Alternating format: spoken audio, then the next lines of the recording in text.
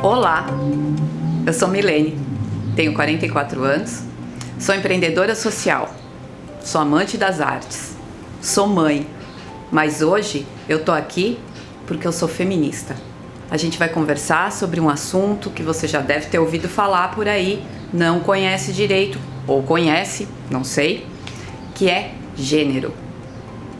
Se eu te fizesse uma pergunta agora, o que é gênero para você? Você já pensou a respeito disso? Então a gente vai bater um papo sobre isso e eu vou te contar uma história, porque o que eu gosto mesmo de fazer é contar história. Gênero, se a gente for falar de modo bem simples, a gente pode falar que gênero é gênero feminino, gênero masculino. Igual tem essas plaquinhas de banheiro, essa que você vai ver agora na tela. Nessas telas que eu vou te mostrar, você vai ver algumas representações de gênero que a gente conhece na sociedade. A menina com vestidinho, o cara com a calça, mulher com maquiagem, homem de gravata, essas coisas todas que a gente está acostumado a ver no nosso dia a dia. Eu e você. E foi assim que a gente cresceu, entendendo o que era gênero. Mas será que é só isso? Quem que inventou isso? Você já se perguntou quem foi que inventou que mulher usa saia, que homem usa gravata, que mulher cuida de criança e homem sai pra rua trabalhar? Isso tem uma história. Isso não foi sempre assim. E é essa história que eu quero contar pra você. A história de como a gente construiu os gêneros. Teve uma época na história do mundo, há muito tempo atrás, mas muito tempo atrás mesmo, em que o ser humano, eu, você, os nossos ancestrais, eles eram nômades. Para falar bem a verdade, eu ainda queria viver nesse tempo. Se eu pudesse, eu botava uma mochila nas costas e saía viajando. Mas não deu para ser sempre assim. E por que não deu para ser sempre assim? Porque a gente vai vivendo e aprendendo. E conforme as necessidades que a gente tem, a gente vai se adaptando. Essa palavra é muito importante para que vocês consigam entender como que a gente chegou até aqui hoje. E os nossos ancestrais perceberam em algum momento que era muito mais fácil você se estabelecer num lugar, deixar de ser nômade. E aí os nossos ancestrais perceberam que era muito mais fácil a gente se estabelecer num lugar, ficar ali, criar uma casa, fazer dali um lugar para se viver, plantar. Teve um dia que os nossos ancestrais não conheciam a agricultura e de repente eles começaram a conhecer a agricultura e perceberam que era muito mais fácil a gente estar num lugar, plantar, do que ficar andando todo dia de lugar para lugar procurando uma caça e muitas vezes não encontrar. Outra coisa que eu quero voltar no tempo para vocês entenderem é que os nossos ancestrais, eles eram pouquinhos. Não tinha como na China hoje que tem que fazer o tal do controle populacional, onde cada casal só pode ter um filho. Não, naquela época o mais importante era fazer a vida acontecer. A gente não tinha essa explosão populacional, esse monte de gente no planeta. Não era isso que a gente tinha. E aí, para que a gente pudesse continuar a vida e para que a gente pudesse estar aqui hoje, eles tiveram que passar por muitos desafios. E um dos desafios era viver, fazer a vida acontecer. Por isso que o ser humano em algum momento deixou de ser nômade. Então agora, a gente vai fazer uma brincadeira de imaginar lá atrás com o que a gente tem hoje. Pensa no seu prato de comida do jantar de ontem à noite. Pensem aí. Pensaram? Quando você olha para o seu prato de comida, ele tem mais da agricultura ou ele tem mais da pecuária? Ele tem mais grão, semente, leguminosa, salada ou ele tem mais carne? Na maioria das vezes, a gente tem no nosso prato muito mais de agricultura do que de pecuária. A gente tem muito mais vegetais, legumes, leguminosas, um tal do nosso arroz, feijão, que nós brasileiros somos tão apaixonados, do que a carne em si. Interessante isso, né? Se a gente parar para pensar. Então vou te contar um segredo. A agricultura, ela foi dominada lá atrás, nos nossos ancestrais, pelas mulheres. As mulheres eram responsáveis pela agricultura e o homem era responsável pela caça. E assim como nos dias de hoje tem mais agricultura no nosso prato do que pecuária, lá atrás também era assim. E o segredo que eu vou te contar é que nós, mulheres, lá atrás, é que éramos responsáveis pela subsistência, ou seja, por prover para a tribo. Não era o homem. O chefe da tribo, lá atrás, era uma chefa, era uma mulher. Você sabia disso? Provavelmente não. Porque a gente vê nos filmes eles caçando, e o homem com um tacape, e o outro com uma lança. Mas na verdade, quem era responsável por manter toda a tribo, por trazer alimentação para aquela tribo, e que eram as pessoas que governavam aquela tribo, eram as mulheres. Quando foi que isso mudou? Por que será que isso mudou? Só que eu falei para vocês, acabei de contar para vocês que o importante era a vida. O importante era fazer criança acontecer. Então, antigamente, essa ideia que nós temos, que nós vamos casar por amor e ter um filho, ela não existia. O ser humano, ele precisava fazer o mundo acontecer. Era assim que era. Muito diferente de hoje. Claro, hoje a gente casa por amor, hoje a gente planeja quantos filhos a gente quer ter. Então, eu te contei que uma das coisas mais importantes era ter a vida, e aí eu te faço uma pergunta que parece muito óbvia. Quem é que tem filho? Quem é que gera a vida? Homens ou mulheres? Eu sei que você vai me falar que sem um homem não é possível gerar vida, mas quem é a pessoa que faz a criança nascer? Somos nós, mulheres. Por isso, nós, mulheres, para aquela época, tínhamos um poder muito maior do que o dos homens. Éramos vistas como algo muito mais valioso do que o homem. O homem tinha força física, como tem até hoje, como a gente escuta até hoje. Mas nós, mulheres, tínhamos a capacidade de gerar vida, de fazer esse mundo acontecer, como nós temos até hoje. E por quê? Nós somos vistas como algo tão valioso lá atrás. Quando tem algo muito valioso, vamos pensar na poupança que você tem no seu banco, no dinheiro, no salário que você ganha todo mês, naquele carro que você comprou, não sei, na sua casa. Pense em algo aí que é muito valioso para você, valioso monetariamente. Quando você tem algo que é muito valioso e que aquilo vai te trazer riqueza, ou aquilo vai te trazer segurança, o que você quer fazer? Controlar. A gente quer botar no banco, não é isso? A gente quer botar alarme no carro, a gente bota alarme na casa, porque a gente não quer que ninguém pegue aquilo. Então a mulher, como ela tinha algo que era mais valioso, ela passou a ser a coisa mais importante. E como coisa mais importante, o desejo era ter controle sobre aquilo. E a partir disso, quando a mulher começou a ser uma das coisas mais importantes que tem, elas começaram a ser dadas. E o corpo delas começou a ser controlado e elas começaram a ser oferecidas como um presente para criar uma aliança. E assim nasce aquilo que a gente chama hoje de casamento. O casamento, ele era uma troca comercial entre dois homens, onde a mulher era dada como objeto de valor. Calma, eu não estou fazendo um julgamento. Eu tenho certeza que você casou por amor. Eu tenho certeza que você vai casar por amor. Mas lá atrás não era assim. Não foi assim que as coisas começaram. Elas começaram para que o casamento fosse um acordo comercial. E cada vez que esse acordo comercial acontecesse, os reinos, os reinados, as tribos se fortaleciam. Foi por isso que isso começou. E aí, gente, depois disso, o que aconteceu é que toda a imagem que nós temos de homens e mulheres hoje em dia foi criada para manter isso, para manter a mulher, que é algo muito valioso, sob controle de quem tem o poder. Como é que você faz isso?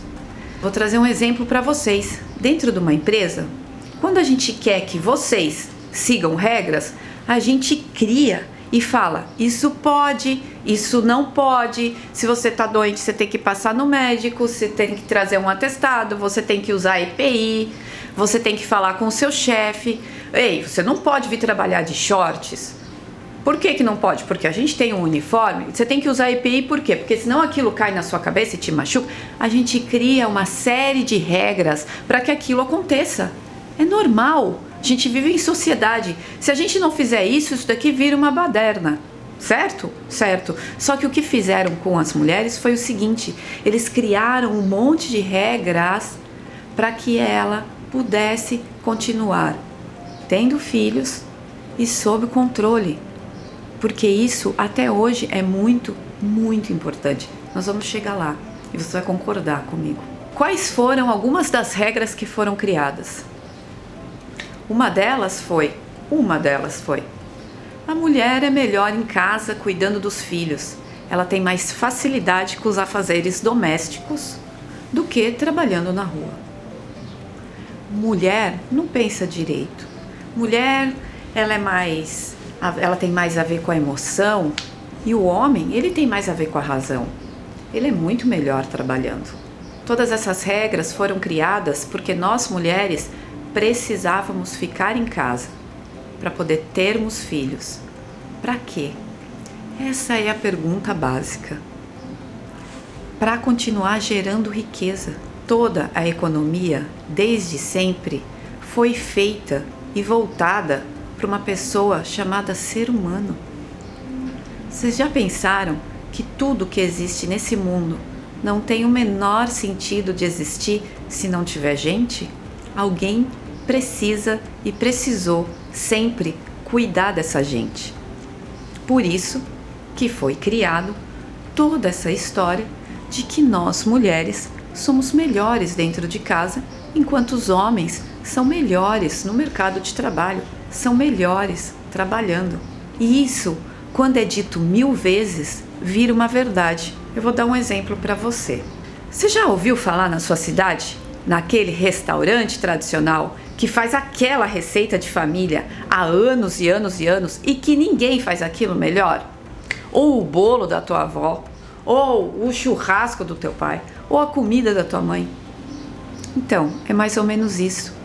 É claro que hoje nós mulheres temos mais habilidades em fazer afazeres domésticos. São mais de 10.000 anos fazendo isso. Você não faz, não é porque você tem menos habilidade, é porque você não foi tão treinado quanto nós. Essa é a diferença. Você, homem, eu estou dizendo. E talvez, de fato, vocês sejam melhores carregando o peso, porque vocês foram treinados para isso, muito mais do que nós. Algo dito mais de 1000 vezes, mais de 1000 anos, vira uma verdade absoluta. E é agora que eu quero chegar nisso. O mundo mudou. E ele mudou radicalmente. E aí, teve uma vez, mais ou menos numa época da humanidade que se chama Iluminismo, aonde as mulheres começaram a olhar para isso e se perguntar: até quanto isso é certo? Até quanto, de fato, eu fui feita para ficar dentro de casa cuidando de filho? Será que é isso que eu quero na minha vida? Porque no Iluminismo, as pessoas começaram a se questionar sobre a vida. Foi no Iluminismo quando surgiu uns caras aí que vocês já devem ter ouvido falar, o tal de Freud, um tal de Lacan, um tal de Rudolf Steiner, que foram as pessoas que começaram a levar a gente para questionar sobre as verdades das coisas. E nisso, algumas mulheres começaram a se perguntar se isso era mesmo verdade. Eu quero contar então a história para vocês de uma mulher, uma escrava norte-americana. Ela nasceu mais ou menos em 1750 e alguma coisa.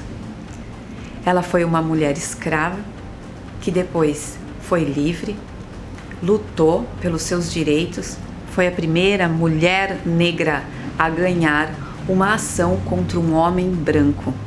E ela se rebatizou de Sojourner Truth, uma mulher negra maravilhosa e que se tornou uma das primeiras ativistas no direito das mulheres negras norte-americanas. Em 1851, ela fez um discurso numa convenção em Ohio para clérigos. E a Sojourner, ela se levantou no meio de todos esses clérigos e fez a seguinte pergunta: e eu então não sou uma mulher? Aqueles homens ali dizem que as mulheres precisam de ajuda para subir em carruagens e devem ser carregadas para atravessar valas e que merecem o melhor lugar onde quer que estejam. Ninguém jamais me ajudou a subir em carruagens e nunca me ofereceram melhor lugar nenhum. E eu não sou uma mulher? Olhem para mim, olhem para meus braços.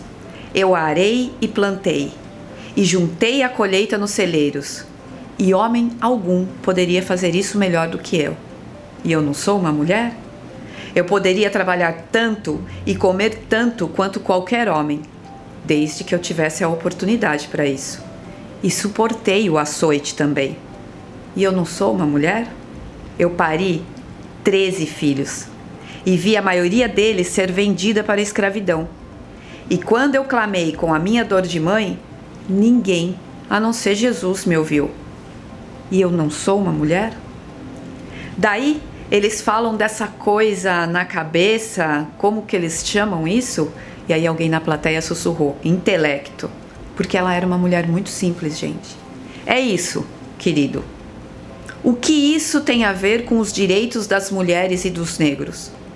Se o meu copo não tem mais que um quarto e o seu copo está cheio, por que você quer me impedir de completar a minha medida? Qual é o medo que você tem?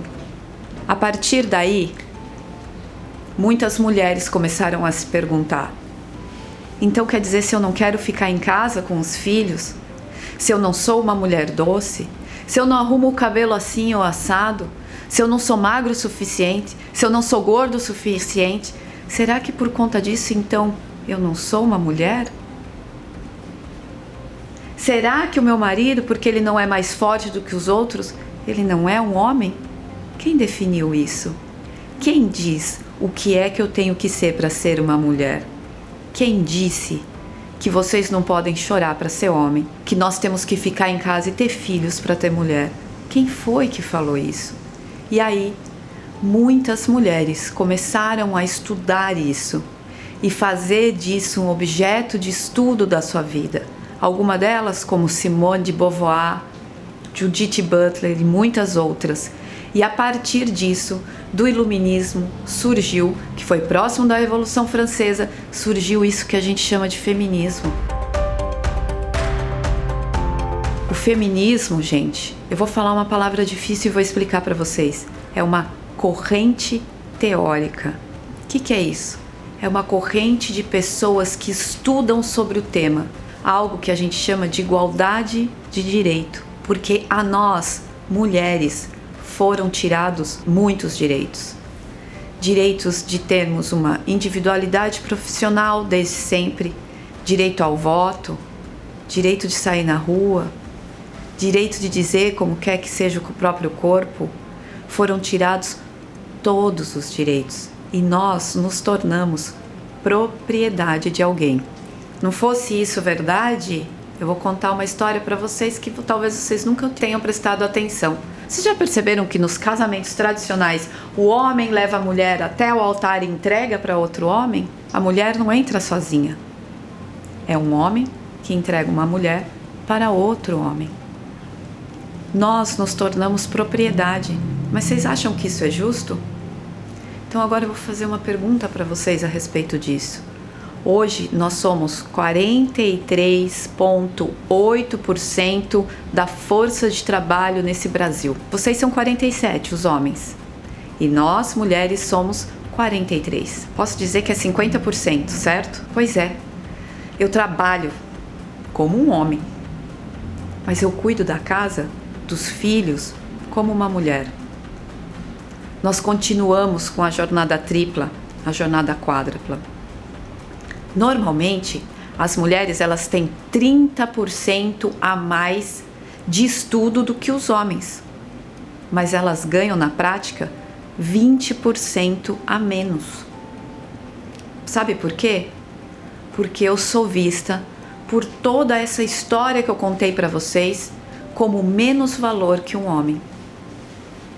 Eu sou vista assim.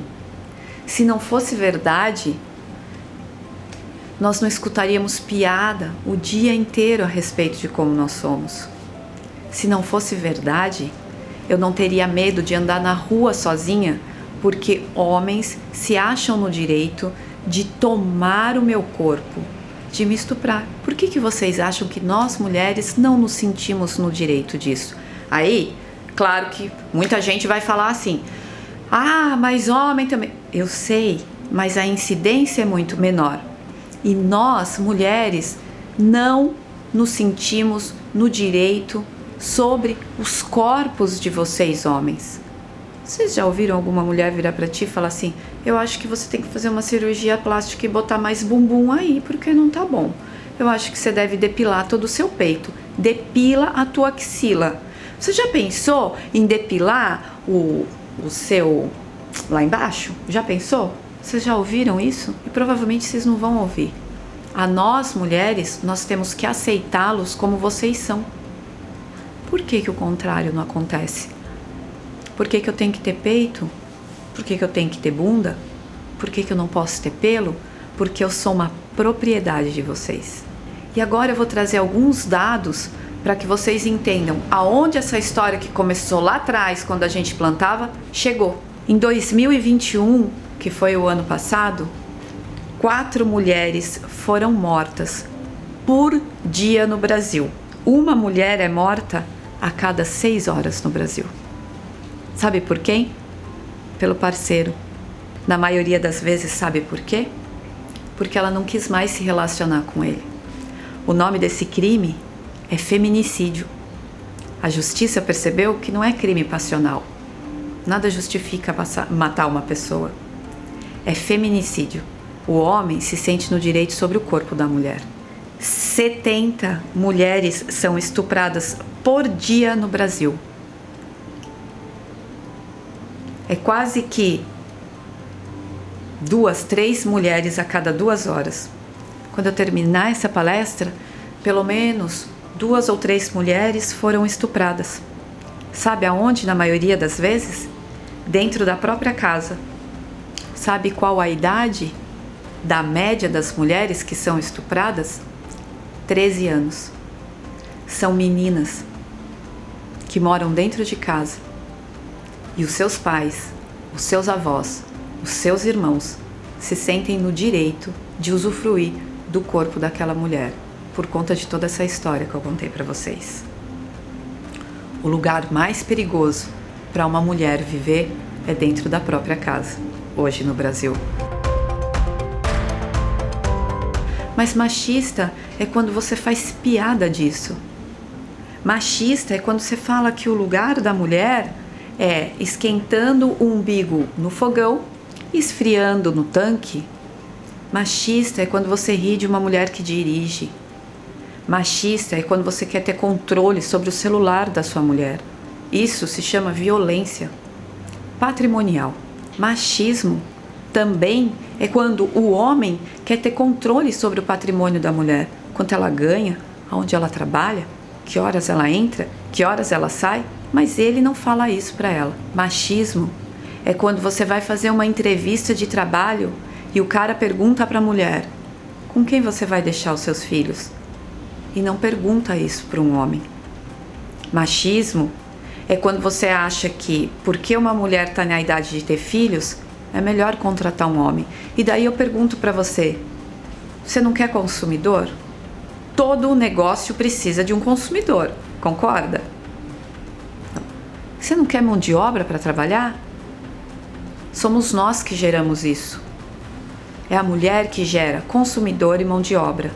Mas ainda assim, o mercado de trabalho não quer dar direito dela criar o filho. Ela tem que criar o filho, gerar consumidor, gerar mão de obra e hoje em dia gerar dinheiro tal qual os homens. Por que que nós não podemos ter o mesmo direito? Por que que ainda existe a imagem de que vocês, homens, têm o direito sobre os nossos corpos? Por que as mulheres ainda são mortas? No Brasil, em 2019, as mulheres dedicaram aos cuidados de pessoas ou afazeres domésticos. Já ouviu aquela história de que quem cuida dos pais doentes são as mulheres? Por quê? Por que os homens não podem fazer isso? Isso começou lá atrás, nessa história que eu te contei. As mulheres dedicaram quase o dobro de tempo que os homens. 21,4 horas semanais contra apenas 11 horas dos homens. 43,8% é a força de trabalho das mulheres no Brasil, como eu disse. Apenas 37% desses 100% tem cargo de chefia. E apenas 3% tem cargo de alta chefia. O maior índice de cirurgias plásticas é das mulheres. A cirurgia plástica número 1 do Brasil é o silicone. E a segunda é o que nós chamamos de vaginoplastia. As mulheres, elas se mutilam para poder atender aos padrões estéticos do que é ser uma mulher. Você já pensou quantas mulheres morrem? Estupradas? Feminicídio? Você já pensou que isso pode acontecer com a tua filha? Você já pensou que isso pode acontecer com a tua irmã? Você já pensou que a piada que você faz é o que perpetua isso? O feminismo, ele não quer que as mulheres sejam melhores do que os homens. Existem mulheres que querem ser melhores do que os homens? Existem. Existem mulheres más? Existem. Existem mulheres que querem oprimir os homens? Existem. Nós somos a maioria? Nós somos a minoria. Um número de 97% de homens que fazem isso para 3% de mulheres. Isso são dados do Conselho de Psicologia. O que nós estamos pedindo é igualdade de direito. É que a gente possa andar lado a lado. É que eu possa ter direito sobre o meu corpo. É que eu possa ser verdadeiramente livre como os homens são. Fácil? Muito difícil. Sabe por que você faz isso até hoje? Sabe por que nós fazemos isso até hoje? Porque nós fomos educados por milênios assim. Precisa continuar sendo assim? Não precisa continuar sendo assim. É simples ser diferente? É muito simples ser diferente. É parar de fazer piada? É contratar mais mulheres? É fazer os afazeres domésticos? Isso não deve ser uma responsabilidade da mulher. Se você é um adulto funcional, você tem condições de fazer isso. Não é dividir, é fazer tal qual. É se responsabilizar pela educação dos filhos. E daí você vai me falar, Milene, tem muita mulher machista. Tem uma diferença primordial entre uma mulher machista e um homem machista. E aqui eu vou usar a imagem do Capitão do Mato. Vocês já ouviram falar daqueles negros que eram retirados da senzala para ir atrás de outros negros, para matar outros negros? Sabe por que ele fazia isso? Porque se ele não fizesse isso, ele não ia sobreviver. Era ele que ia para o pau de arara. É por isso que as mulheres reproduzem comportamentos machistas. Porque hoje, muitas vezes, para a gente conseguir sobreviver nesse mundo, eu preciso me aliar muito mais aos homens do que às mulheres. Já os homens, eles exercem poder sobre as mulheres porque eles não querem perder o poder. É muito diferente uma coisa da outra. E a gente precisa começar a aprender sobre isso, falar sobre isso, discutir sobre isso. Se você não quer fazer porque você não acredita que tenha que ser assim, Não tem problema. Faça então por essas meninas que morrem, que são estupradas com 13 anos de idade dentro da sua casa. Se ainda assim isso não for suficiente, eu vou te dar uma notícia. Em 20, 25 anos, você não vai conseguir mais trabalhar em lugar nenhum.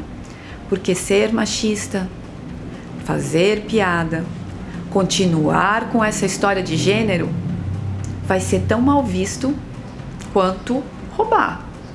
Porque hoje em dia, isso já é crime. Violência patrimonial, violência sexual, violência psicológica são consideradas crimes. E cada vez mais nós vamos falar sobre isso. Só que eu quero que a gente fale, eu quero que a gente aprenda, eu quero que a gente mude esse mundo juntos. Esse é o nosso convite para você. Porque a gente entende que depois de milênios e milênios e milênios aprendendo isso, agora a gente vai ter que aprender durante milênios e milênios e milênios a ser diferente. Alguém tem que começar isso e esse é o meu convite para você. Muito obrigada. Eu agradeço muito a sua atenção até aqui e eu tenho certeza que a gente se vê por aí. Obrigada.